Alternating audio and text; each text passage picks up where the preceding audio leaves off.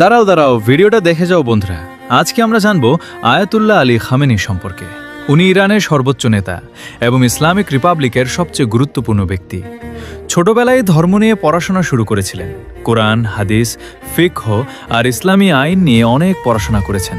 শিশুকাল থেকে শিক্ষায় মন দিয়েছিলেন আর শিয়া মুসলিমদের মধ্যে পরিচিত মুখ হয়ে উঠেছেন। তারপর রাজনীতিতে প্রবেশ করেন।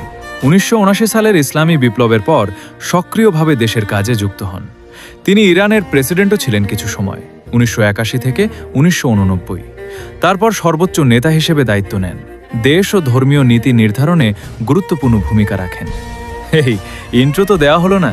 আমি ফয়সাল, আপনারা তো চিনেন। খামেনি সবসময় ধর্ম, শিক্ষা এবং দেশের ভবিষ্যতের কথা ভাবেন।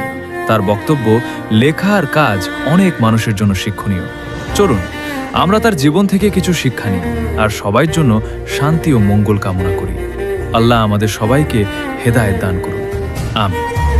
আর হ্যাঁ, ভিডিওটা ভালো লাগলে লাইক দিয়ে যাবেন।